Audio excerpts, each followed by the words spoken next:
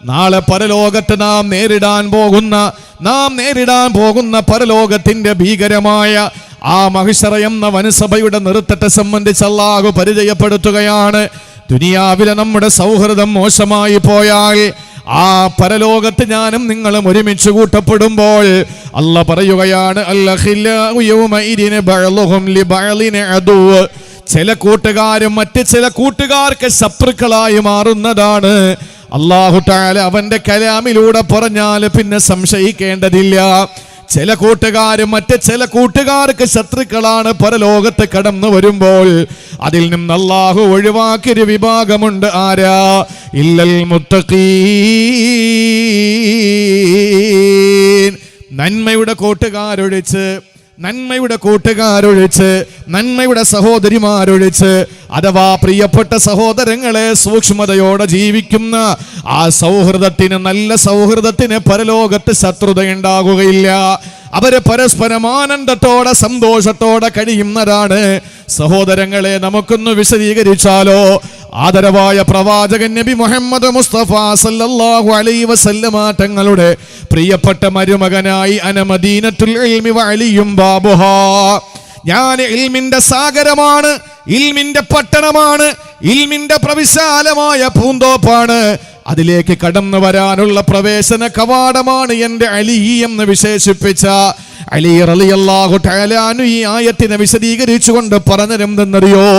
ആദരവായ പ്രവാചകന്റെ പ്രിയപ്പെട്ട മരുമകനാണ്, നാലാമത്തെ ഖലീഫയ അലിയാർ തങ്ങൾ പറയുകയാണ്, നാളെ പരലോകത്ത് അള്ളാഹുവിന്റെ പരിശുദ്ധമായ കോടതിയിൽ പരസ്പരം സുഹൃത്തുക്കളെ ശത്രുക്കളാകുമെന്ന് പറയുമ്പോൾ അതിൽ ഒരു വിഭാഗം മുത്തഖീങ്ങൾ മാറ്റപ്പെട്ടിരിക്കുന്ന രണ്ട് വിഭാഗത്തെയും അല്ലാഹു പരിചയപ്പെടുത്തുകയാ.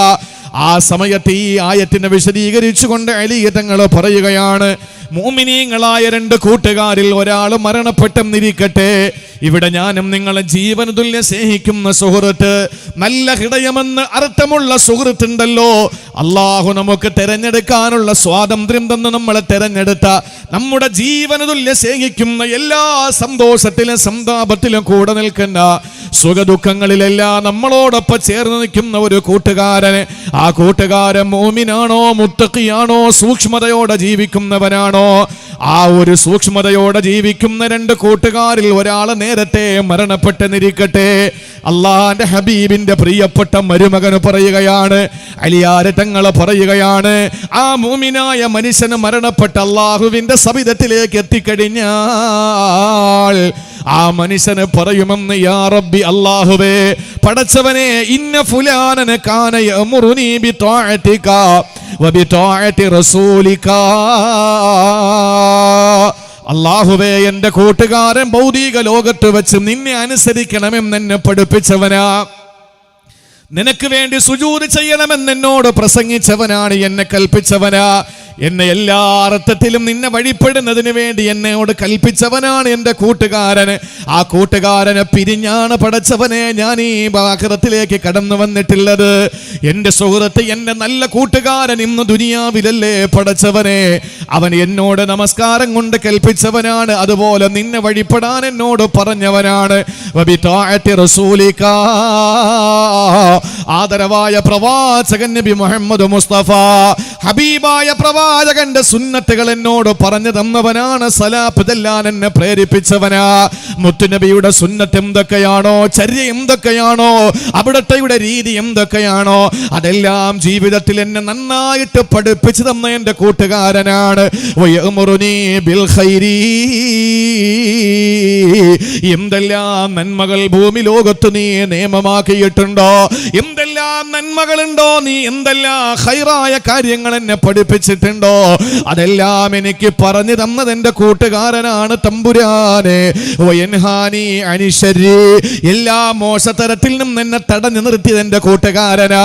എൻ്റെ കൂടെയുള്ളവർ കള്ള് കുടിക്കുമ്പോ, എൻ്റെ കൂടെയുള്ളവർ കഞ്ചാവിനടിമപ്പെടുമ്പോ, എൻ്റെ കൂടെയുള്ളവർ സിനിമയ്ക്ക് പോകുമ്പോ അത് പാടില്ല എന്ന് പറഞ്ഞ് എന്നെ തടഞ്ഞു നിർത്തിയവൻ എൻ്റെ കൂട്ടുകാരനാണ് റബ്ബേ, എൻ്റെ നല്ല സുഹൃത്താണ് റബ്ബേ. എന്റെ പ്രിയപ്പെട്ട കൂട്ടുകാരനാണ് റബ്ബേ. മാത്രമല്ല വയുഖയ്യിറുനീ അന്നീ മുലാഖീക, പടച്ചവനെ ഇന്ന് ഞാൻ നിന്റെ മുന്നിൽ വന്ന് നിൽക്കുകയാണ്. ഈ നൃത്തമുണ്ടെന്ന് എന്നെ പഠിപ്പിച്ചതും എന്റെ കൂട്ടുകാരനാ. ഇന്ന് നിന്നെ ഞാൻ കണ്ടുമുട്ടുമെന്ന് എന്നോട് പ്രസംഗിച്ചത് എന്റെ കൂട്ടുകാരനാണ്. ഈ നൃത്തത്തെ സംബന്ധിച്ച് എന്നെ പഠിപ്പിച്ചത് എന്റെ കൂട്ടുകാരനാണ്. യാ റബ്ബി, അതുകൊണ്ട് പടച്ചവനെ ഫലാ തുളില്ലഹു ബഅദീ, ഞങ്ങൾ പരസ്പരം നന്മയുടെ കൂട്ടുകാരായിരുന്നു, ഞങ്ങൾ പരസ്പരം നന്മയുടെ സഹോദരിമാരായിരുന്നു. അതുകൊണ്ട് പടച്ചവനെ ഫലാ തുളില്ലഹു ബഅദീ, എന്റെ മരണത്തിന് ശേഷം എന്റെ കൂട്ടുകാരിയെ നീ നശിപ്പിക്കല്ല അല്ലാ, എന്റെ കൂട്ടുകാരനെ നീ നശിപ്പിക്കല്ല റബ്ബേ. അവനെ വഴിപഴപ്പിക്കല്ല അല്ലാ, അവന് കള്ളു കുടിക്കുന്നവനാകല്ല റബ്ബേ, കഞ്ചാവിനടിമപ്പെട്ടു പോകല്ല അല്ലാ, ഭൗതികമായ ആസക്തിയിൽ മുങ്ങിപ്പോകുന്നവനാകല്ല റബ്ബേ.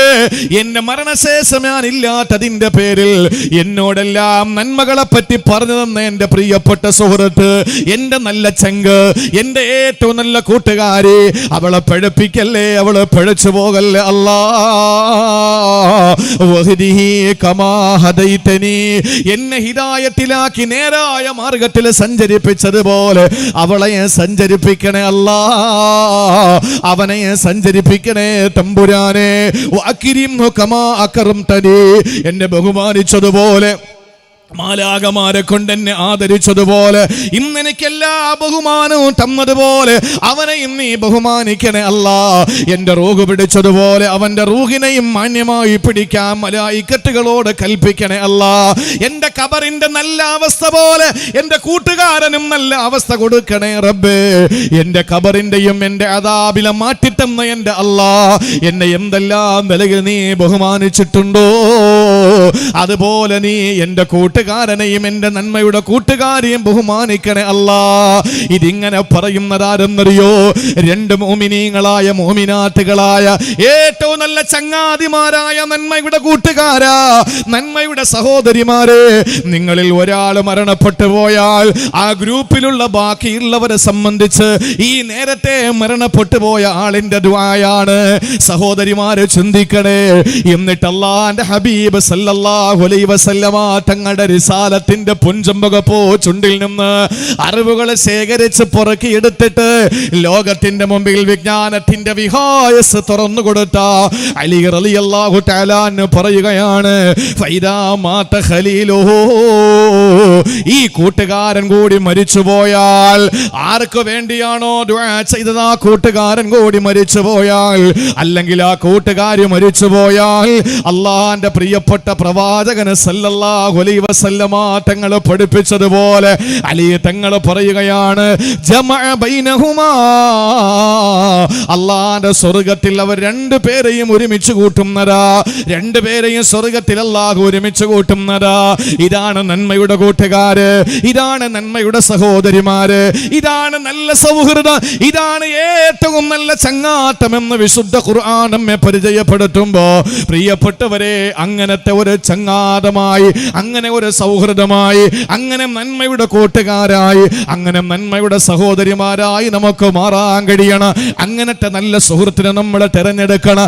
നമ്മൾ മരണപ്പെട്ടു പോകുമ്പോ പിഴച്ചു പോകുന്ന ഒരു സമൂഹമായി മാറാൻ പാടില്ല. അതുകൊണ്ട് നമ്മളോട് നന്മകളെ പറ്റി പറയുന്ന, നമ്മളോട് അല്ലാഹുവിനെ പറ്റി പറയുന്ന, നമ്മളോട് ഹബീബിനെ പറ്റി പറയുന്ന, സ്വലാത്ത് ചൊല്ലാൻ പ്രേരിപ്പിക്കുന്ന, അല്ലെങ്കിൽ അല്ലാഹുവിന്റെ മഹത്വങ്ങൾ നമ്മോട് വിളിച്ചു പറയുന്ന ഒരു നല്ല സൗഹൃദത്തെ, ഒരു നല്ല കൂട്ടുകാരെ നമ്മൾ ഭൂമിയിൽ വെച്ച് തിരഞ്ഞെടുക്കണമെന്ന് അല്ലാഹുവിന്റെ പരിശുദ്ധ ഖുർആൻ. ഇല്ലെങ്കിൽ എൻ്റെ സഹോദരങ്ങളെ, നാളെ ആഖിറത്തിൽ അൽഖില്ലാഉ യൗമഇദിൻ ബഅലുഹും ലിബഅലിൻ അദൂ, പരസ്പര ശത്രുക്കളാകുമെന്ന് അല്ലാഹുവിന്റെ പരിശുദ്ധ ഖുർആൻ. അല്ലാഹു മനസ്സിലാക്കാനുള്ള തൗഫീക്ക് നൽകി അനുഗ്രഹിക്കുമാറാവട്ടെ. നല്ല നിലയിൽ രണ്ട് കൂട്ടുകാര്, ഈമാനുള്ള രണ്ട് മുഅ്മിനീങ്ങൾ, രണ്ട് മുഅ്മിനാത്തുകൾ, നല്ല മുഅ്മിനീങ്ങൾ രണ്ടുപേര് പരസ്പരം അങ്ങോട്ടും ഇങ്ങോട്ടും അള്ളാഹുവിനെ പറ്റി പറയുന്നു, റസൂലിനെ പറ്റി പറയുന്നു, നന്മകളെ പറ്റി പറയുന്നു. ഇപ്പൊ ഞാൻ ഏതെങ്കിലും ഒരു നന്മ, ഒരു പാവപ്പെട്ടവൻ എന്തെങ്കിലും ഭക്ഷണം കൊടുക്കുന്ന ഒരു നന്മ എനിക്ക് അവസരം കിട്ടിയാൽ, ഞാൻ എൻ്റെ നല്ല സുഹൃത്താണെങ്കിൽ അവനോട് പറയും, 5 പേർക്ക് ഭക്ഷണം കൊടുക്കാൻ നീ മനസ്സ് കാണിക്കണമെന്ന് പറയുന്നു. 500 രൂപയാണ്. ആ 500 രൂപ അവനെ കൂടിക്കൊണ്ട് ആ 500 രൂപ കൂടി അവന്റെ കയ്യിൽ നിന്ന് കൂടി വാങ്ങിയിട്ട് 10 പേർക്ക് ഉച്ചക്കുള്ള ഭക്ഷണം വാങ്ങിക്കൊടുക്കുന്നു. നിങ്ങൾ ആലോചിച്ച് നോക്കൂ, നന്മകൾ കൽപ്പിക്കുന്ന കൂട്ടുകാര്. ഒരു വിവാഹം നടക്കുന്നു എന്നറിയുമ്പോ ഒരു പാവപ്പെട്ട പെൺകുട്ടിയുടെ വിവാഹത്തിനു വേണ്ടിയിട്ട് ആ വിവാഹത്തിനാവശ്യമായ കാര്യങ്ങൾ ചെയ്തു കൊടുക്കുന്ന ഒരു സുഹൃത്ത്, അവന്റെ പ്രിയപ്പെട്ട സുഹൃത്തിനെ കൂടി അതിൽ പങ്കാളിയാക്കിയിട്ട് ഏറ്റവും നല്ല ഉദാത്തമായ നിലയിലുള്ള ചങ്ങാട്ടം, ഇതല്ലേ വേണ്ടത്? അല്ലാതെ കള്ള് കുടിക്കാൻ അളിയാ നീ എവിടെ ഇരിക്കുന്നു, ഞാൻ ഇവിടെ ഇരിക്കുന്നു, എന്നാ നമുക്ക് ഒന്ന് വീശിയിട്ട് വരാം എന്ന് പറഞ്ഞ് അവനെ കൂടി കൊണ്ടുപോയി ചിയേഴ്സ് വിളിപ്പിക്കുന്ന സ്നേഹമല്ലല്ലോ, അങ്ങനത്തെ സൗഹൃദമല്ലല്ലോ വേണ്ടത്. മറിച്ച് ഏറ്റവും ഉത്കൃഷ്ടമായ നിലയിൽ സാലിഹായ പ്രവർത്തനങ്ങളിൽ പങ്കാളിയാകുന്ന ഏറ്റവും ഉദാത്തമായ ഏറ്റവും നല്ല സൗഹൃദമാണ് നന്മയുടെ കൂട്ടുകാരെന്ന് പറയുന്നത്, അല്ലെങ്കിൽ നന്മയുടെ സഹോദരിമാരെന്ന് പറയുന്നത്. അങ്ങനെ ഒരാൾ മരണപ്പെട്ട് കഴിഞ്ഞാൽ, നിങ്ങൾക്ക് ഞാൻ പറയുന്നത് മനസ്സിലായില്ലേ? മനസ്സിലാവുന്നുണ്ടോ? നല്ല ഒരു സാലിഹായ മനുഷ്യനൊരു കൂട്ടുകാരനുണ്ട്, അല്ലെങ്കിൽ ഒരു കൂട്ടുകാരിയുണ്ട്. എവിടെ വഴലിനും ഒരുമിച്ച് പോകും, എവിടെ പ്രസംഗത്തിനും ഒരുമിച്ച് പോകും, ഏത് നന്മയുണ്ടെങ്കിലും ഒരുമിച്ച് ചെയ്യും, എവിടെ ഒരു സ്വലാത്തുണ്ടെങ്കിലും അത് ചെല്ലാൻ മനസ്സ് കാണിക്കും, എവിടെ പാവങ്ങളെ സഹായിക്കുന്നതിന് മുമ്പന്തിയിലാണ്. അതിൽ ഒരാൾ മരണപ്പെട്ടു പോയാൽ ഈ മരിച്ചുപോയ മയ്യത്ത് അള്ളാഹുവിനോട് ചോദിക്കും, പടച്ചവനെ, എന്നെ എല്ലാ നിലയിലും സഹായിച്ച, എൻ്റെ നന്മകളിൽ എന്നെ സഹായിച്ച, നിന്നെപ്പറ്റിയും റസൂലിനെ പറ്റിയും എന്നോട് പറഞ്ഞു തന്ന ആ കൂട്ടുകാരി ദുനിയാവിലുണ്ട്, വന്നിട്ടില്ല. എന്നെ നീ ബഹുമാനിച്ചല്ലോ, മരണത്തിൽ നല്ല മലക്കിനെ അയച്ചിട്ട്. എനിക്ക് മലക്ക് വേദനയില്ലാത്ത റൂഹ്, വേദനയില്ലാത്ത നിലയിൽ എനിക്ക് റൂഹ് പിടിച്ചു. ഖബറിൽ എനിക്ക് നല്ല ഭക്ഷണം കിട്ടി, ഖബറിൽ എന്നെ ബഹുമാനിച്ചു നീ. അതുപോലെ നീ അവളെയും അല്ലെങ്കിൽ അവനെയും ബഹുമാനിക്കണമെന്ന് പറയുന്ന ഒരു നല്ല കൂട്ടുകാരനെ നമുക്ക് നേരത്തെ അള്ളാഹുവിൻ്റെ അടുക്കലേക്ക് പറഞ്ഞയക്കാൻ കഴിയണം. അതിനാണ് നല്ല സുഹൃത്തിനെ തിരഞ്ഞെടുക്കണമെന്ന് പറയുന്നത്. നിങ്ങൾ ശ്രദ്ധയോടെ ഇരിക്കും. അള്ളാഹു നമുക്ക് അതിനുള്ള തൗഫീക്ക് നൽകി അനുഗ്രഹിക്കുമാറാവട്ടെ. നിങ്ങൾക്കറിയോ സ്ഥിരമായി എത്ര ആളുകളാണ്?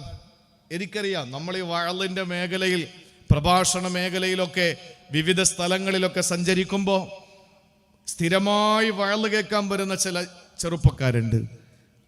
2 പേര് ഒരുമിച്ച് വരുന്ന ആ ഒരു സൗഹൃദത്തിൽ ഒരാളെ കാണുമ്പോൾ നമ്മൾ ചോദിക്കും, മറ്റേ കണ്ടില്ലല്ലോ എന്ന്.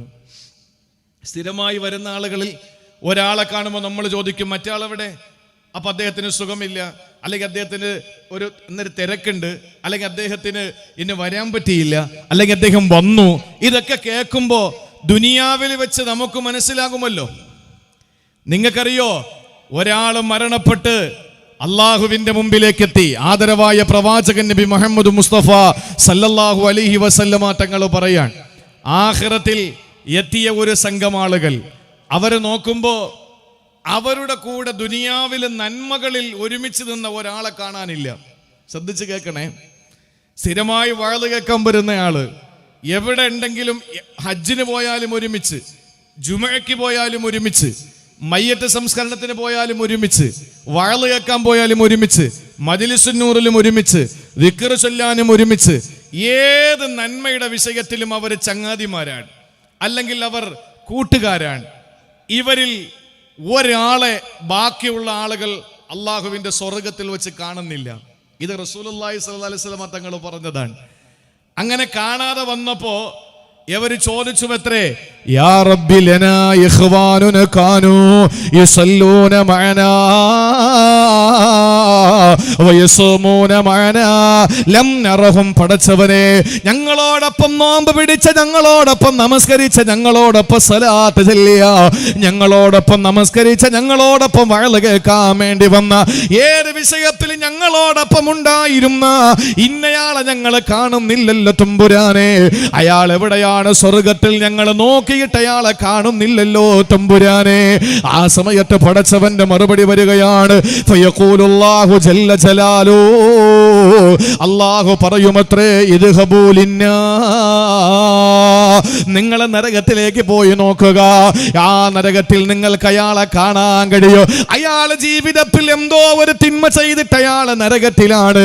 നമസ്കാരത്തിൽ നിങ്ങളോടൊപ്പം സഫ് കെട്ടാനുണ്ടായിരുന്നു, നോമ്പ് മുറിക്കാൻ നിങ്ങളോടൊപ്പം ഉണ്ടായിരുന്നു, ഹജ്ജിന് നിങ്ങളോടൊപ്പം ഉണ്ടായിരുന്നു, മത്താഫിലും മസ്ഐലും ഉണ്ടായിരുന്നു, എല്ലാ നന്മകളിലും നിങ്ങളോടൊപ്പം അയാൾ ഉണ്ടായിരുന്നു. പക്ഷേ ഈ വിധത്തിൽ ഏതോ ഒരു തിന്മ ചെയ്തയാളും നരകത്തിലാ.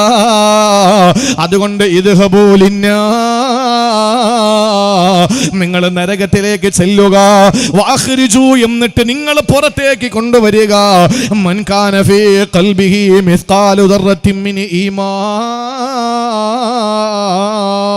അണുമണി തൂക്ക ഈമാൻ ഹൃദയത്തിലുള്ള സഹോദരങ്ങളെ, ഒരു 0.0% ഈമാൻ ഹൃദയാന്തരാളത്തിലുള്ള മോമിനായ കൂട്ടുകാരനെ തിരിച്ചു കൊണ്ടുവരുവോ എന്നാരോടാ പറയുന്നത്?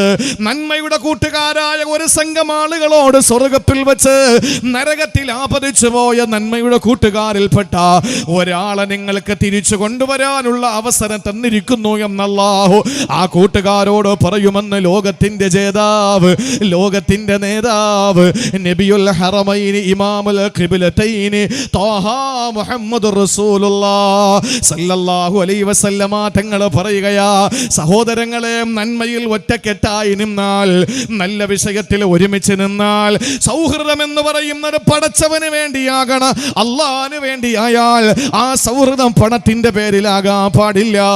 നന്മയുടെ വിഷയത്തിലായാൽ, സുഹൃതങ്ങളുടെ വിഷയത്തിലായാൽ നല്ല സൗഹൃദമാണോ, നന്മയുടെ കൂട്ടുകാരാണോ, നന്മയുടെ സഹോദരിമാരാണോ, നിങ്ങളിൽ ഒരാൾ ജീവിതത്തിൽ എവിടെയെങ്കിലും താളം പിഴച്ചു പോയി അള്ളാന്റെ നരകത്തിലേക്ക് ആപതിച്ചു പോയാൽ ആ നരകത്തിൽ നിന്ന് നിങ്ങളെ രക്ഷപ്പെടുത്തി കൊണ്ടുവരാ ബാക്കിയുള്ള നന്മയുടെ കൂട്ടുകാർക്ക് അവസരം കൊടുക്കുകയാ.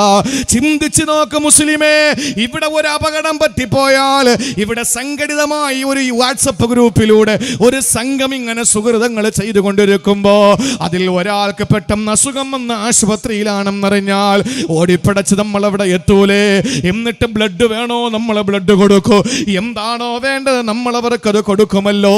എന്നാൽ ഭൗതിക ലോകത്ത് നമ്മൾ ഓടിച്ചാടി എത്തുന്നത് പോലെ അല്ല, അതിനേക്കാൾ ആവേശത്തോട് നാളെ ആഖിറത്തിൽ അല്ലാഹുവിന്റെ കത്തിയാളുന്ന നരകത്തിൽ വെന്തെരിയുന്ന നന്മയുടെ കൂട്ടുകാരിൽ ഒരാളെ ഓടിച്ചെന്ന് കൈപിടിച്ച് അല്ലാഹുവിന്റെ സ്വർഗ്ഗത്തിലേക്ക് കൊണ്ടുവരാ.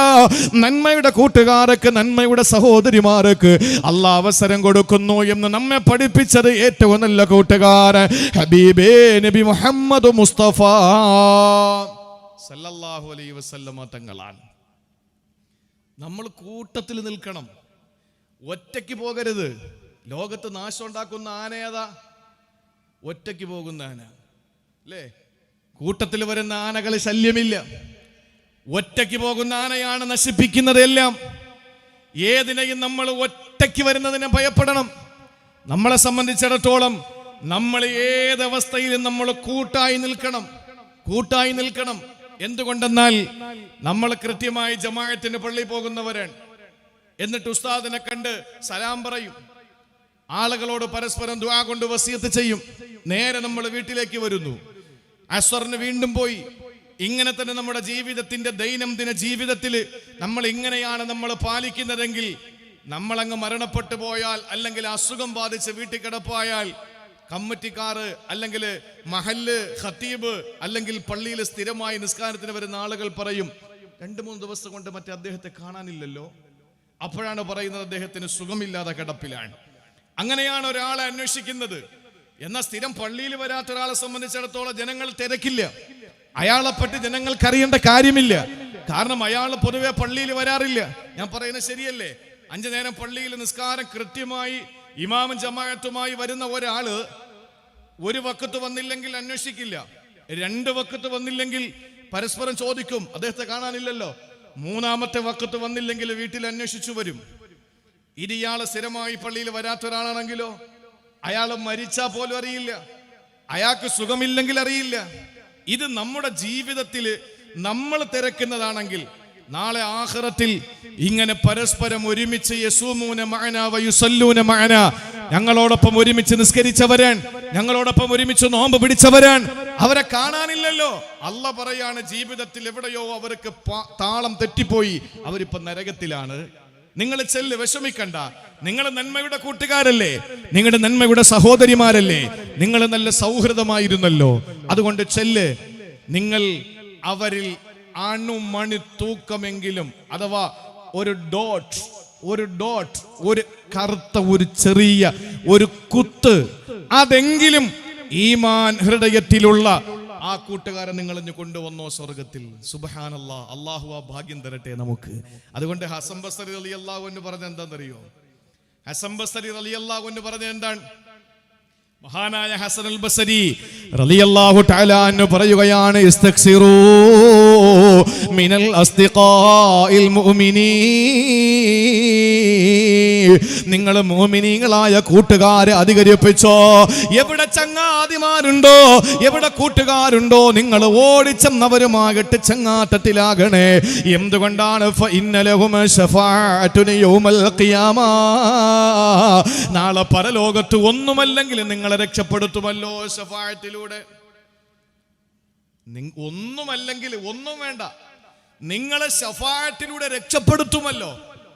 അതുകൊണ്ട് നിങ്ങൾ മുഅ്മിനീങ്ങളായ കൂട്ടുകാരെ എത്ര നിങ്ങൾക്ക് കിട്ടുമോ അത്രയും നിങ്ങൾ ചങ്ങാത്തം കൂടണമെന്ന് മഹാനായ ഇമാം ഹസനുൽ ബസ്രി റളിയല്ലാഹു തആല അൻഹു നമ്മെ പഠിപ്പിക്കുകയാണ്. അപ്പൊ മുഅ്മിനീങ്ങളായ കൂട്ടുകാരെ നമ്മൾ കൂട്ടുകൂടണം. എന്താ പറഞ്ഞത്? ഇസ്തഗ്സിറു മിനൽ അസ്ദിഖാഇൽ മുഅ്മിനീൻ. മുഅ്മിനീങ്ങളായ കൂട്ടുകാരെയാണ് നമ്മൾ എന്ത് ചെയ്യേണ്ടത്? അധികരിപ്പിക്കേണ്ടത്. നല്ല ചങ്ങാത്തം, നല്ല സൗഹൃദം. ഒരു വാപ്പ, ഒരു ഉമ്മ, മക്കൾ, ലോകത്തുള്ള എല്ലാവരും കുല്ലുക്കും മിൻ ബനി ആദം, നിങ്ങളൊക്കെ ആദമിന്റെ മക്കളാ. എല്ലാവരും ആദമിന്റെ മക്കളാണെന്ന് പറയുന്ന ഖുർആൻ മുഅ്മിനീങ്ങളെ മാത്രമേ ഇന്നമൽ മുഅ്മിനൂന ഇഖ്വ, മുഅ്മിനീങ്ങൾ മാത്രമേ സഹോദരങ്ങളെന്ന് പറഞ്ഞിട്ടുള്ളൂ. ഇല്ലേ? അല്ലേ? ഖുർആനിൽ അങ്ങനെയല്ലേ പറഞ്ഞത്? എല്ലാവരും ആദമിന്റെ മക്കളാണ്, എല്ലാവരും ഹവ്വായുടെ മക്കളാണ്. ഇവിടത്തെ മുസ്ലിമും അമുസ്ലിമും മതമുള്ളവനും ഇല്ലാത്തവനും എല്ലാവരും ആദമിന്റെ മക്കളാണ്. അപ്പൊ ഒരു വാപ്പാടെ മക്കളല്ലേ, ഒരു ഉമ്മാടെ മക്കളല്ലേ, ഒരേ രക്തമല്ലേ, എല്ലാരും മണ്ണ് കൊണ്ട് പടയ്ക്കപ്പെട്ടതല്ലേ. പക്ഷെ അതിൽ സഹോദരങ്ങൾ എന്ന് പറഞ്ഞത് ആരെ പറ്റിയേ ഉള്ളൂ? ഇന്നമൽ മുഅ്മിനൂന ഇഖ്വ, മുഅ്മിനീങ്ങൾ മാത്രമേ സഹോദരങ്ങളുള്ളൂ. അതുകൊണ്ട് ഇസ്തഗ്സിറു മിനൽ അസ്ദിഖാഇൽ മുഅ്മിനീൻ, കിട്ടുന്ന മുഅ്മിനീങ്ങളെയൊക്കെ കൂട്ടുകാരാക്കിക്കോ. നമുക്ക് പ്രഭാഷണ മേഖലയിലുള്ള ഏറ്റവും വലിയ ഒരു മഹാഭാഗ്യമെന്ന് പറഞ്ഞാൽ, നമ്മൾ മരിച്ചെന്നറിഞ്ഞാൽ നമുക്ക് വേണ്ടി ദുആ ചെയ്യാൻ കേരളത്തിലും കർണാടകത്തിലും മലയാളികൾ എവിടെയുണ്ടോ അവിടെയുള്ള മുഴുവൻ ആളുകളും ഒരൊറ്റ ഫാത്തിഹയെങ്കിലും ഓതി ദുആ ചെയ്താൽ നമ്മൾ രക്ഷപ്പെട്ടില്ലേ.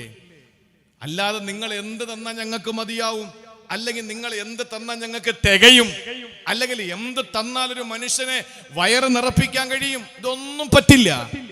പക്ഷേ നിങ്ങളുടെ ഒരു ദുആ, നാളെ പരലോകത്ത് ഉസ്താദേ ഞാൻ കള്ളുകൂടി നിർത്തിയത് നിങ്ങളുടെ വഴല് കേട്ടിട്ടാ, ഞാൻ കഞ്ചാവിനടിമയായിരുന്നു മാറിയത് നിങ്ങളുടെ പ്രസംഗം കേട്ടിട്ടാ, ഞങ്ങളുടെ പള്ളിയിൽ നിങ്ങളെ പ്രസംഗം കൊണ്ടാണ് മദ്രസ കെട്ടിടം നിർമ്മിച്ചത്, നിങ്ങളുടെ പ്രസംഗം കൊണ്ടാണ് പുലരുന്നത് വരെ തൊണ്ട പൊട്ടിക്കീറി പ്രസംഗിച്ചതിന് അള്ളാഹുവിന്റെ തൗഫീക്ക് കൊണ്ട് അന്ന് പിരിച്ചു കിട്ടിയ പൈസയാണ് ഇന്ന് ഞങ്ങളുടെ നാട്ടിലുള്ള അമ്പര ചുംബിയായ ആ മനോഹരമായ മസ്ജിദ് എന്ന് പറയുന്ന ഒരു സമൂഹം നമുക്കുണ്ട് എന്ന് പറയുന്നതാണ് നമുക്ക് അള്ളാഹു തന്ന ഏറ്റവും വലിയ തൗഫീഖ്. ആ പള്ളിയിൽ ഇരുന്ന് ഒരാൾ ഒരു സുജൂദ് ചെയ്ത് ഒന്ന് ദുആ ചെയ്യുമ്പോൾ അതിന്റെ പ്രതിഫലം നമുക്ക് കിട്ടുകയല്ലേ. ചിന്തിച്ചു നോക്ക്. നമുക്ക് കിട്ടുന്ന സൗഹൃദങ്ങളൊക്കെ നമ്മൾ കളയരുത്, സൗഹൃദങ്ങളെ സൂക്ഷിക്കണം. എന്തുകൊണ്ടാണ്? ആ വർഷങ്ങൾക്ക് ശേഷമാണ് ഞാൻ റഫീഖ് സാഹിബിനെ കാണുന്നത്. ഇതിനു മുമ്പ് 7-8 കൊല്ലങ്ങൾക്ക് മുമ്പ് അദ്ദേഹത്തെ എനിക്ക് പരിചയമുണ്ട്. പക്ഷേ പിന്നീട് എന്റെ നമ്പർ അങ്ങ് മാറി, മൂപ്പരുടെ നമ്പർ എന്റെ കയ്യിലും ഇല്ല.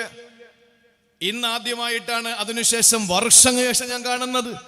എന്നെ അദ്ദേഹം മറന്നിട്ടില്ല, ഞാൻ അദ്ദേഹത്തെയും മറന്നിട്ടില്ല, എന്റെ കൂടെ ഉള്ളവരെയും അദ്ദേഹം മറന്നിട്ടില്ല, അദ്ദേഹത്തിന്റെ കൂടെ ഉള്ളവരെയും ഞാൻ മറന്നിട്ടില്ല. എന്തുകൊണ്ട്? ഈ ഒരു സൗഹൃദം എന്റെ പ്രിയപ്പെട്ട സഹോദരങ്ങളെ, നമുക്ക് നാളെ ഹസൻ ബസരി തങ്ങൾ പറയാണ്, ആഖിറത്തിൽ നമുക്ക് ശഫാഅത്ത് ഉണ്ടാവും. അതുകൊണ്ട് ആരെ കണ്ടാലും എനിക്ക് പറയാനുള്ളത്, നിങ്ങൾ ആരെയൊക്കെ കണ്ട മുഅ്മിനാണോ അവൻ മറ്റവനാണോ യവനാണോ? ചില ആളുകൾ നമ്മളെ ലൈവ് പോലും വിടാൻ പേടിക്കുകയാണ്. നമ്മുടെ ലൈവ് പോലും വിടാൻ പേടിക്കുന്നു. എന്തേ? ഞങ്ങളൊക്കെ ബിദഈ പ്രസ്ഥാനത്തിന്റെ ആളുകളായത് കൊണ്ടാണോ? അങ്ങനെയാണോ? ബിദഈ പ്രസ്ഥാനത്തിന് എന്തെങ്കിലും ഒരു ചിന്ത ഞങ്ങളുടെ ഹൃദയത്തിലുണ്ടോ? ഒന്നുമില്ല. അപ്പൊ നമ്മൾ അവന്റെ കൊടി നോക്കി, അവന്റെ നിറം നോക്കി, അവന്റെ വർണ്ണം നോക്കി, അവന്റെ ഭാഷ നോക്കി, അവന്റെ ദേശം നോക്കി, അവന്റെ എല്ലാം അളന്ന് തിട്ടപ്പെടുത്തിയിട്ട് അവൻ 916 ആളാണോ എന്ന് നോക്കിയിട്ടല്ല നമ്മൾ പരിചയപ്പെടേണ്ടത്. മുസ്ലിമാണോ, ലാ ഇലാഹ ഇല്ലല്ലാഹ് മുഹമ്മദുർ റസൂലുള്ളാഹി എന്ന കലിമയുടെ വക്താവാണോ? നിങ്ങൾ ചെല്ലുക, സലാം പറയുക, ദുആ ഇറക്കണേ, കഴിഞ്ഞു. പേരെന്താ? ഇന്ന സ്ഥലത്താ. പേര് ഇന്ന പേരാ. എവിടെ താമസം? ഇന്ന സ്ഥലത്താ. എന്ത് ചെയ്യുന്നു? ഇന്നത് ചെയ്യുന്നു. ദുആ ചെയ്യണം, മറക്കരുതേ. ഓക്കെ, അൽഹംദുലില്ലാ.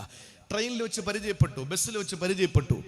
ഈ ഒരൊറ്റ വാക്ക് ദുആ ഇറക്കണേന്ന് അദ്ദേഹത്തിന്റെ ജീവിതത്തിൽ നമസ്കാരം നിർവഹിക്കുമ്പോ ഒക്കെ അല്ലാഹുവേ ദുആ കൊണ്ട് വസിയത്ത് ചെയ്ത വലിമൻ ഔസാന ബിദ്ദുആ, ദുആ കൊണ്ട് വസിയത്ത് ചെയ്തവർക്കൊക്കെ നീ അനുഗ്രഹം ചൊരിയണമെന്ന് പറഞ്ഞപ്പോ നമ്മൾ ഇരുന്നത് നേത്രാവതിയിലാണ്, നമ്മൾ ഇരുന്നത് പരശുറാമിലാണ്, നമ്മൾ ഇരുന്നത് മലബാറിലും മാവേലിയിലുമാണ്. പക്ഷേ നമുക്ക് കിട്ടിയത് അയാളുടെ ജീവിത അവസാനം വരെയുള്ളൊരു ദുആ. ഇത് നിസ്സാരമാണോ? ഇത് നിസ്സാരമാണോ? അതുകൊണ്ട് പരിചയപ്പെടാൻ കിട്ടുന്ന ഒരു അവസരവും നഷ്ടപ്പെടുത്തരുത്. ഇനി അദ്ദേഹം ആരാ മഹാനെന്നറിയോ? അദ്ദേഹത്തെ പരിചയപ്പെടാനൊന്നും കിട്ടൂല, അദ്ദേഹത്തെ കാണാൻ തന്നെ പറ്റില്ല, അത്രയും വലിയ മഹാനാ. അങ്ങനെ ഒരു മഹാൻ ഒരുത്തനെ ഉള്ളൂ, അല്ലാഹു റബ്ബുൽ ഇസ്സത്ത് മാത്രമാണ്. അല്ലാതെ ഒരു മഹാനും കാണാൻ പറ്റാത്ത മഹാനൊന്നുമില്ല. അഷ്റഫുൽ ഖൽഖിന്റെ വാതിലുകൾ അടയ്ക്കപ്പെട്ടിട്ടില്ല. നബി സല്ലല്ലാഹു അലൈഹി വസല്ലം തങ്ങളുടെ വാതായനങ്ങൾ മലർക്കെ പിറക്കപ്പെട്ടതായിരുന്നു. ഏത് പാതിരാത്രിയിലും ഏത് പകലിലും കയറി ചെന്ന് നബി തങ്ങളോട് സങ്കടക്കഥകൾ പറയാൻ കഴിയുമായിരുന്നു. അപ്പൊ അതിനേക്കാളും വലിയ മഹാന്മാര് നമ്മുടെ നാട്ടിലുണ്ടോ? ചിന്തിച്ചു നോക്ക്. ഇന്നലി സൗരിക്കാലേക്ക് ഹക്ക, ഞാൻ മഹാനാണ്, ആരെയും കാണൂല, വേണമെങ്കിൽ ഒരു വിരൽ ഞാൻ ജനാലെ കൂടെ പുറത്തിട്ടിക്കാൻ, തൊട്ടിട്ട് പൊക്കോ എന്ന് പറയുന്നവന് മഹാനല്ലടോ. കാരണം ഇന്നലി സൗരിക്കാലേക്ക് ഹക്ക, നിന്റെ വിസിറ്റേഴ്സിനോട് നിനക്കൊരു ബാധ്യതയുണ്ടെന്ന് നബി മുഹമ്മദ് മുസ്തഫ. അങ്ങോട്ട് ശ്രദ്ധിക്ക്, ചായ കുടിക്കുന്നതോടൊപ്പം തന്നെ ഇങ്ങോട്ട് ശ്രദ്ധിച്ചോളി. നിന്റെ വിസിറ്റേഴ്സിനോട് നിനക്കൊരു ബാധ്യതയുണ്ട്, നിന്നെ കാണാൻ വരുന്നവരോട് നിനക്ക് ചില ബാധ്യതയുണ്ടെന്ന് ആദരവായ പ്രവാചകൻ നബി മുഹമ്മദ് മുസ്തഫ. അതുകൊണ്ട് കിട്ടുന്ന ഒരു അവസരവും നഷ്ടപ്പെടുത്തരുത്. ആരെ ഒക്കെ നമുക്ക് കണ്ട് ദുആ കൊണ്ട് വസിയത്ത് ചെയ്ത് നമ്മൾ ഇന്ന ആളാണ്, ഒരാളെ കണ്ടിട്ട് അവനെ പരിചയപ്പെടാതെ പിരിഞ്ഞു പോകുന്നത് വലിയ നഷ്ടമാണ് എന്ന് ആദരവായ പ്രവാചകൻ നബി മുഹമ്മദ് മുസ്തഫ സല്ലല്ലാഹു അലൈഹി വസല്ലമ തങ്ങളെ പരിചയപ്പെടുത്തുകയാണ്. ഒരാളെ കണ്ടു, അയാളെ പരിചയപ്പെടാതെ അയാളുമായി ഇടപഴകി ജീവിച്ചു. എന്നിട്ട് പേരെന്താണ്, നാടെവിടെയാണ്, എന്തിനിവിടെ വന്നു, എന്ത് ചെയ്യുന്നു, ഇതൊന്നും ചോദിക്കാതെ പരിചയപ്പെടാതെ പിരിഞ്ഞു പോയാൽ അവന് നഷ്ടപ്പെട്ടു പോയി, നാശമാണ് അവന്റെ കാര്യമെന്നാണ്. അതുകൊണ്ട് ഒരവസരവും നഷ്ടപ്പെടുത്തരുത്. നിങ്ങൾക്കറിയോ, മഹാനായ ഇബ്നുൽ ജൗസി റഹിമഹുല്ലാഹ് മഹാനവറുകൾ തന്റെ പ്രിയപ്പെട്ടവരോട് പറയുകയാണ്. എന്താ പറഞ്ഞത്? നാളെ മഹിശറ വനസഭയിൽ നിങ്ങൾ വരുമ്പോൾ അള്ളാന്റെ സ്വർഗത്തിൽ നിങ്ങൾ പ്രവേശിക്കപ്പെട്ടാൽ അവിടെ ഈ പാവം ഇബ്നു ജൗസിയെ നിങ്ങൾ കണ്ടില്ലെങ്കിൽ ഇല്ലമ തജിദൂനി ഫിൽ ജന്ന, സ്വർഗത്തിൽ വെച്ച് നിങ്ങൾ എന്നെ കണ്ടില്ലെങ്കിൽ ഫസ്അലു അന്നി, ഞാൻ എവിടെയാണെന്ന് നിങ്ങൾ അവിടെ ഉള്ള ആളുകളോട് ചോദിക്കണേ. അങ്ങനെ നിങ്ങൾ അറിഞ്ഞു ഞാൻ എവിടെയാണെന്ന് നിങ്ങൾ അറിഞ്ഞാൽ നരകത്തിലെങ്ങാനമാണെന്ന് നിങ്ങളോട് പറഞ്ഞ ഫഖൂലു, നിങ്ങൾ പറയണേ യാ റബ്ബനാ അബ്ദുക ഫുലാൻ കാന യദ്കുറുനാ ബികാ,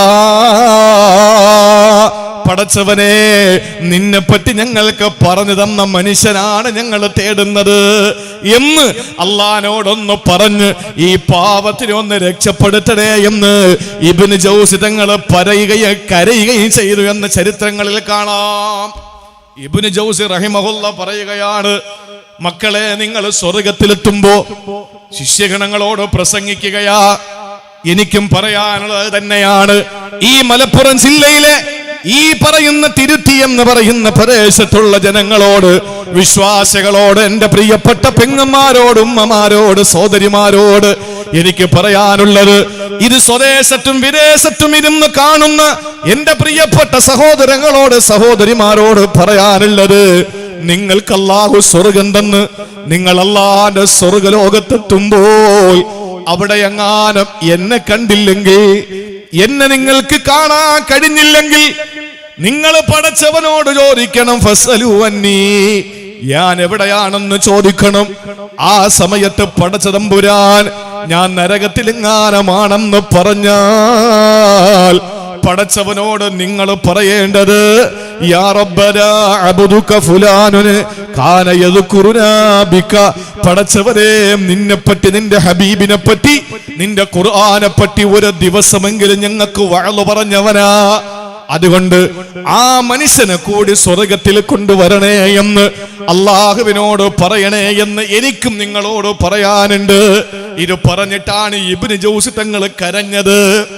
സഹോദരങ്ങളെ, സൗഹൃദമെന്ന് പറയുന്നത് വലിയ അർത്ഥമുള്ളതാണ്, വലിയ പവറുള്ളതാണ്. കാരണം എന്തേ? നമ്മുടെ ജീവിതത്തിൽ എപ്പോഴെങ്കിലും നമ്മൾ പിഴച്ചു പോയി, നമ്മൾ നരകത്തിന്റെ പ്രവർത്തനം ചെയ്ത്, അതാർക്കും അതിൽ അഭിപ്രായം പറയാൻ പറ്റൂലല്ലോ. അള്ളാന്റെ ഹബീബ് പറഞ്ഞതെന്താണ്? സ്വർഗാവകാശിയായ ഒരു മനുഷ്യന് എല്ലാവരും സ്വർഗത്തിന്റെ ആളാണെന്ന് പറഞ്ഞ് അയാള് സ്വർഗത്തിലേക്ക് പോകുന്ന സൽക്കർമ്മങ്ങൾ ചെയ്ത്, സുഹൃതങ്ങൾ ചെയ്ത്, അവസാനം ആ മനുഷ്യന് നരകത്തിലേക്ക് പോകുന്ന ഒരു പ്രവർത്തനം ചെയ്ത് അവൻ മരിച്ചുപോയാൽ അവന് നരകത്തിലാണെന്ന് മുഖ്ബിറെ സാദിഖ് നബി മുഹമ്മദ് മുസ്തഫ. നമ്മള് ദാടി ഉണ്ടെന്ന് പറഞ്ഞിട്ട് അഹങ്കരിക്കണ്ട, തൊപ്പി ഉണ്ടെന്ന് പറഞ്ഞിട്ട് നമ്മൾ അഹംഭാവം നടിക്കണ്ട. നമ്മൾ ഇബാദത്തുള്ളവരാണ്, മജ്ലിസുകളിൽ പ്രസംഗിക്കുന്നവരാണ്, മഹാന്മാര് ഇഷ്ടപ്പെടുന്നവരാണ് എന്നൊക്കെ നമ്മൾ പറഞ്ഞിട്ട് അഹങ്കരിക്കണ്ട. കാരണം എന്തേ? അവസാന നിമിഷം ഒരു മിനിറ്റ് നരകത്തിന്റെ പ്രവൃത്തി ചെയ്തു പോയാൽ അവന് നരകത്തിലേക്ക് പോകുമെന്ന് നബി മുഹമ്മദ് മുസ്തഫ. ഒരു മനുഷ്യന് യുദ്ധം ചെയ്ത് വരികയാണ്. ആളുകള് സഹാബത്ത് പറഞ്ഞു, നബിയെ, ആ മനുഷ്യൻ എന്തൊരു അത്ഭുതമാണ് കാണിക്കുന്നത്, ആ മനുഷ്യന്റെ ചലനം അത്ഭുതമല്ലേ, ആ മനുഷ്യൻ ഇതാ ധീരോദത്തമായ സമരം നടത്തുകയല്ലേ, പോരാടി ശത്രുക്കളുടെ ഉള്ളിലേക്ക് ഇറങ്ങിച്ചെന്ന് പോരാട്ട വീതിയിലായി ആ പ്രിയപ്പെട്ട മനുഷ്യൻ ഇങ്ങനെ പോരാടിക്കൊണ്ടിരിക്കുമ്പോ കൊതിയുണ്ട് നബിയെ അയാളെ പോലെ ആകാൻ. നബിതങ്ങൾ ചിരിച്ചു. നബിതങ്ങൾ ഇത് കേട്ട് ചിരിച്ചു. രണാങ്കണത്തിൽ പടപൊരുതി ശത്രുക്കളുടെ ഇടയിലേക്ക് കയറി പോകുന്ന ഒരു ധീര യോദ്ധാവിനെ ചൂണ്ടിക്കാണിച്ചിട്ട് അയാള് ഭാഗ്യവാനാണ്, എന്തൊരു ധൈര്യമാണെന്ന് പറഞ്ഞപ്പോ നബിതങ്ങൾ ചിരിച്ചു. എന്നിട്ട് റസൂലുള്ളാഹി സ്വല്ലല്ലാഹു അലൈഹി വസല്ലം തങ്ങൾ പറഞ്ഞു, സഹാബാ, എന്ത് ചെയ്യാൻ, അയാൾ നരകത്തിലല്ലേ. സുബ്ഹാനല്ലാഹ്. സഹാബാക്കൾക്ക് അത്ഭുതമായി. അവര് പിന്നാലെ പോയി ആ മനുഷ്യന്റെ. എന്താ സംഭവിച്ചെന്നറിയോ? ആ മനുഷ്യൻ ശത്രുക്കളുടെ ഇടയിലേക്ക് ഇറങ്ങിച്ചെന്ന് അവരോട് പോരടിച്ചപ്പോൾ ഏതോ ഒരു ശത്രുവിന്റെ വാളിനിരയായി അയാളുടെ ശരീരത്തിൽ ആഴത്തിലുള്ള മുറിവ് വന്നു. സഹിക്കാൻ പറ്റാത്ത വേദന, അസഹ്യമായ വേദന.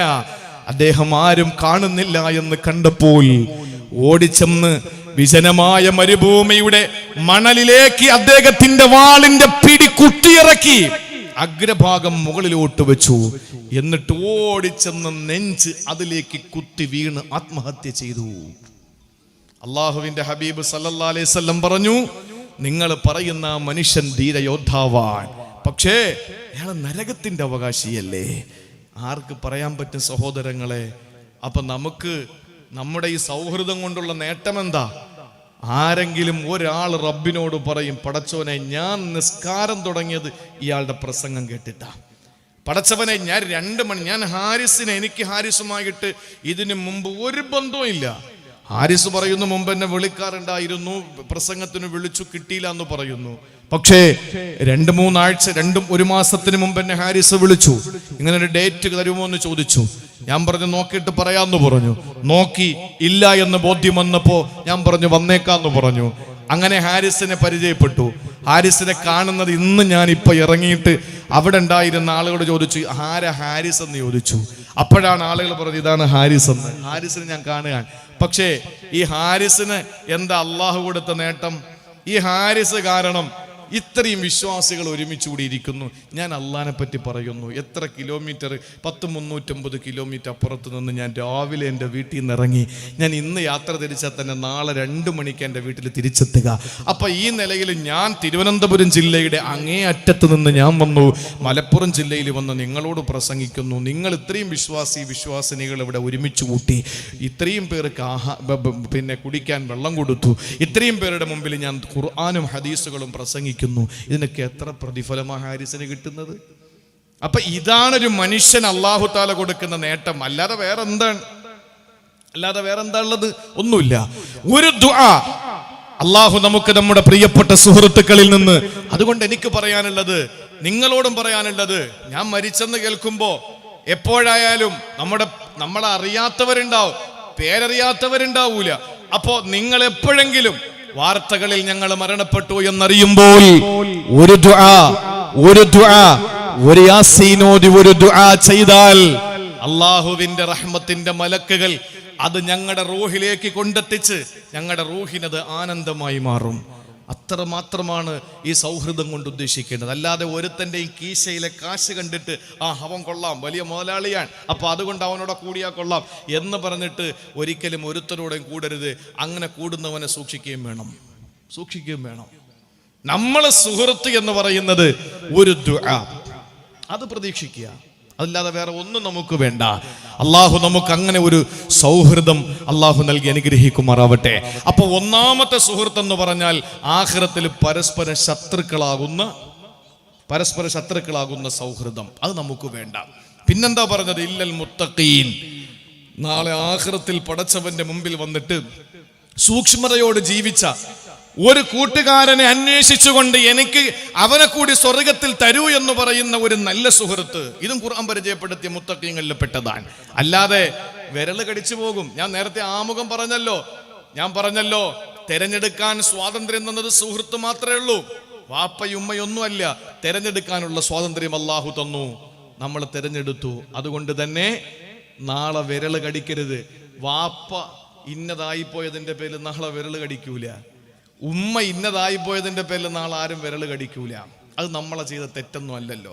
നമ്മുടെ വാപ്പ അങ്ങനെ ആയിപ്പോയതിന്, ആ വാപ്പാടെ ബീജത്തിൽ പിറന്നതിന് നമ്മൾ കുറ്റക്കാരല്ല. നമ്മുടെ ഉമ്മയുടെ ഗർഭാശയത്തിൽ വളർന്ന് അവര് പ്രസവിച്ചതിന് നമ്മൾ കുറ്റക്കാരല്ല. അതുകൊണ്ട് നാളെ അതിന്റെ പേരിൽ നമ്മൾ വിരല് കടിക്കൂല. പക്ഷേ വിരല് കടിക്കുന്ന ഒരു രംഗമുണ്ട് മുസ്ലിമേ. നാളെ പരലോകത്ത് വിരല് കടിച്ചു പോകുന്ന ഒരു നിമിഷമുണ്ട്. എപ്പോഴെന്നറിയോ? സൂറത്തുൽ ഫുർഖാനിൽ അല്ലാഹു പരിചയപ്പെടുത്തുന്നു. ഞാൻ ആമുഖമായി ഓതി വെച്ചവരായത്തറിയുമല്ലോ. അല്ലാഹുവിന്റെ വിശുദ്ധമായ ഖുർആൻ സൂറത്തുൽ ഫുർഖാനിലൂടെ അല്ലാഹു പറയുകയാ, വയൗമ യഅല്ലുല്ലാലിമു അലാ യദൈഹി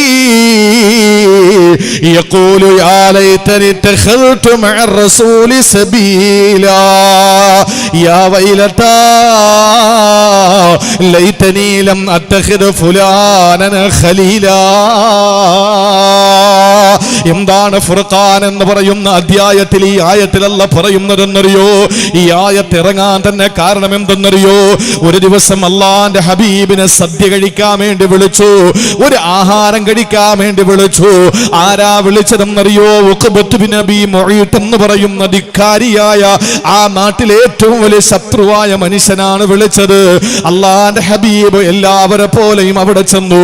ഭക്ഷണം കഴിക്കാൻ വേണ്ടിയിട്ട് ഇരിക്കുന്ന കൂട്ടത്തിൽ റസൂലുള്ളാഹിന്റെ മുന്നിൽ ഭക്ഷണം കൊണ്ടുവച്ചപ്പോൾ ഒരാൾ രക്ഷപ്പെട്ടാലോ ഒരു അവസരം കിട്ടിയത് മുതലാക്കണമല്ലോ. നബി തങ്ങൾ ഉഖബത്ത് ബിൻ അബീ മുഈത്തിനോട് പറഞ്ഞു, ഉഖബ, ഞാൻ എന്തെങ്കിലും ഇവിടെ നിന്ന് കഴിക്കണമെങ്കിൽ നീ ഷഹാദത്ത് കലിമ ചൊല്ലിയാലേ കഴിക്കൂ, നീ മുസ്ലിമാണെന്ന് പറഞ്ഞാലേ ഞാൻ കഴിക്കൂ, അല്ലാതെ ഞാൻ കഴിക്കൂല എന്ന് പറഞ്ഞപ്പോൾ ഉഖബത്ത് ബിൻ മുഈത്ത് ചോദിച്ചു, മുഹമ്മദേ, അല്ലാ അറിയാതെ കഴിക്കൂലേ? ഇല്ല ഉഖബത്ത് ബിൻ മുഈത്തെ, ഞാൻ കഴിക്കണമെങ്കിൽ നീ വിശുദ്ധമായ കലിമ ചൊല്ലി മുസ്ലിമായാൽ മാത്രമേ ഞാൻ ഇവിടെ നിന്ന് വല്ലതും കഴിക്കുകയുള്ളൂ. നേരത്തെ ഇവിടെ ഉദ്ഘാടന പ്രസംഗകന് പറഞ്ഞതുപോലെ അൽ അമീനാണ്, അസ്സാദിഖാണ്, സത്യസന്ധനാണ്, വിശ്വസ്തനാണ്, എല്ലാവർക്കും 100 നാവാണ് നബി തങ്ങളെ പറ്റി പറയാ. അങ്ങനത്തെ ഒരാള് സദസ്സിൽ നിന്ന് കഴിക്കാതെ ഇറങ്ങി പോകുന്നതിലുണ്ടാകുന്ന നാണക്കേട് ഓർത്തുകൊണ്ട് ഉഖബത്ത് ബിൻ അബീ മുഈത്ത് പറഞ്ഞതെന്തെന്നറിയോ? അശ്ഹദു അല്ലാ ഇലാഹ ഇല്ലല്ലാഹ് വ അശ്ഹദു അന്ന മുഹമ്മദർ റസൂലുള്ളാഹ്.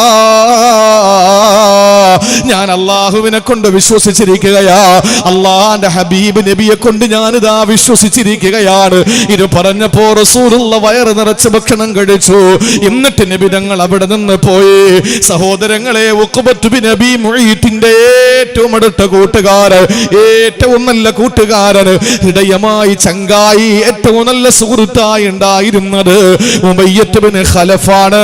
ഉമയ്യത്ത് ബിൻ ഖലഫ് കച്ചവട ആവശ്യാർത്ഥം എവിടെയോ പോയിരിക്കുകയാണ്. ഉമയ്യത്ത്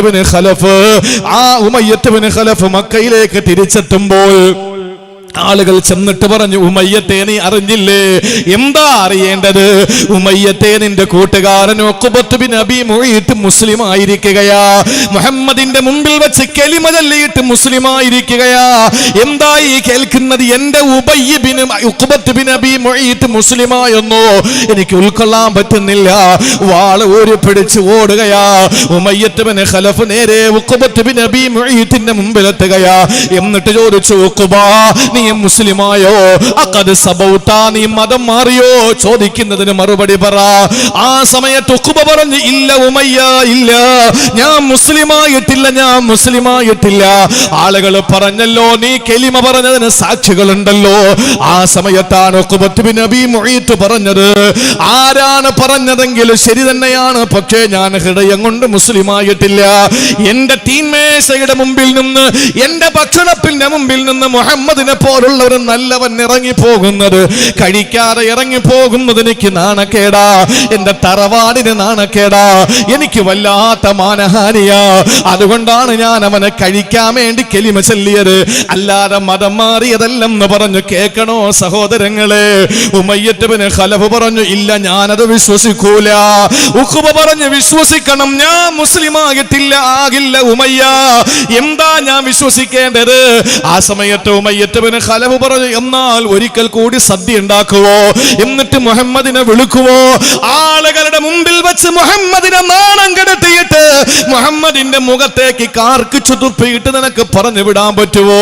ഉഖബ പറഞ്ഞു, ഉമയ്യത്ത് ബിൻ ഖലഫേ, ഞാനത് ചെയ്തോളാ, കാരണം എനിക്ക് നീ നഷ്ടപ്പെടുന്നത് ചിന്തിക്കാൻ പറ്റുന്നില്ല. അങ്ങനെ ഉഖബത്ത് ബിൻ അബീ മുഈത്ത് വീണ്ടും ഭക്ഷണം ഉണ്ടാക്കി ഉമയ്യത്ത് ബിൻ ഖലഫിന്റെ സാന്നിധ്യത്തിൽ മുസ്തഫായ നബി തങ്ങളെ വിളിച്ചു വരുത്തി. എന്നിട്ട് ഭക്ഷണത്തിന്റെ മുമ്പിൽ ഇരിക്കുമ്പോ റിസാലത്തിന്റെ പൂമേനിയിലേക്ക് ഉഖബത്ത് ബിൻ അബീ മുഈത്ത് കാർക്കിച്ചു തുപ്പുകയാ. നിങ്ങൾ ചിന്തിക്കുന്നുണ്ടോ, ഉഖബത്ത് ബിൻ അബീ മുഈത്തിനെ പോലുള്ള ഒരു വൃത്തികെട്ടവന്റെ തുപ്പുനീര് മുസ്തഫായ നബി തങ്ങളുടെ മുഖത്ത് വീഴുമെന്ന് ചിന്തിക്കുന്നുണ്ടോ? ഇല്ല. അല്ലാഹുവിന്റെ റസൂലിന്റെ റിസാലത്തിന്റെ പൂമുഖത്തേക്ക് വന്ന തുപ്പലിന് അല്ലാഹു തആല നേരെ ഡൈവേർട്ട് ചെയ്യുകയാ. അതിനെ നേരെ തിരിച്ചു, പ്രിയപ്പെട്ടവരെ, അത് ഉഖബത്ത് ബിൻ അബീ മുഈത്തിന്റെ മുഖത്തേക്ക് തന്നെ ചെന്ന് വീണു. ആ മുഖത്തേക്ക് ചെന്ന് വീഴുന്ന ഭാഗത്ത് കരിഞ്ഞു പോയി എന്നാണ്, തീക്കനൽ വീണ് കരിയും പോലെ കരിഞ്ഞു പോയെന്നാണ്. ആ ഉഖബത്ത് ബിൻ അബീ മുഈത്തിന്റെ വാക്ക്, ഉമയ്യത്ത് ബിൻ ഖലഫിന്റെ വാക്ക് കേട്ട് ഉഖബത്ത് ബിൻ അബീ മുഈത്ത് മതം മാറിയില്ല. ഞാൻ എന്റെ മുത്തുനബിയിൽ വിശ്വസിച്ചിട്ടില്ല. ആ പ്രവാചകന്റെ മുഖത്തേക്ക് തുപ്പാൻ ശ്രമിച്ച ഈ ഉഖബത്ത് ബിൻ അബീ മുഈത്ത് പരലോകത്ത് പറയുന്നതെന്തെന്നറിയോ? വയൗമ യഅല്ലാലിമു അലാ യദൈ. അന്ന് പരലോകത്ത് ഉഖബ വിരൽ കടിക്കുകയാ. ഇത് പടച്ചവന്റെ വാക്കാ, ഇത് സർവശക്തന്റെ വാക്കാ, ഇത് സർവാധിനാഥന്റെ വാക്കാ. ആ വിരൽ കടിക്കുന്നു. എന്നിട്ടോ യഖൂലു പറയുന്നു, യാ ലൈതനി തഖദതു മഅ റസൂലി സബീലാ. അന്ന് റസൂലുള്ളാഹിന്റെ വഴിയെ നടന്നെങ്കിൽ കൊള്ളാമായിരുന്നല്ലോ. യാ വൈലത്താ, യാ വൈലത്താ, എന്റെ നാശമേ, നാശമേ, തലയിൽ കൈവച്ച് വിളിക്കുകയാ, എന്റെ നാശമേ. ലൈതനി ലം നത്തഖിദ് ഫുലാനൻ ഖലീലാ. ഈ ഉമയ്യത്ത് ഉമയ്യത്ത് ബിൻ ഖലഫിനെ ഞാൻ കൂട്ടുകാരനായി അംഗീകരിച്ചില്ലായിരുന്നെങ്കിൽ എത്രയോ നന്നായിരുന്നു. ഈ ഉമയ്യത്ത് ബിൻ ഖലഫിന്റെ കൂട്ടുകാരനല്ലായിരുന്നെങ്കിൽ എത്രയോ നന്നായിരുന്നെന്ന് ഉഖബത്ത് ബിൻ അബീ മുഈത്ത് പരലോകത്ത് വിളിച്ചു പറയുമെന്ന് അല്ലാഹുവിന്റെ പരിശുദ്ധ ഖുർആൻ സൂറത്തുൽ ഫുർഖാനിൽ അല്ലാഹ് പറയുമ്പോ, കള്ളുകുടിപ്പിച്ച കൂട്ടുകാരാ, കള്ളുകുടിപ്പിച്ച കൂട്ടുകാരാ, പലിശയ്ക്ക് കൂട്ടുനിന്ന കൂട്ടുകാരാ, കഞ്ചാവ് വാങ്ങി തന്നവനെ, എന്തെല്ലാം മോശമായ പ്രവർത്തനങ്ങളിലേക്ക് കൊണ്ടുപോയവരെ, ഇന്ന് പരസ്പരം ഭാര്യമാരെ പോലെ കൈമാറുന്ന നാണംകെട്ട ലോകമാ.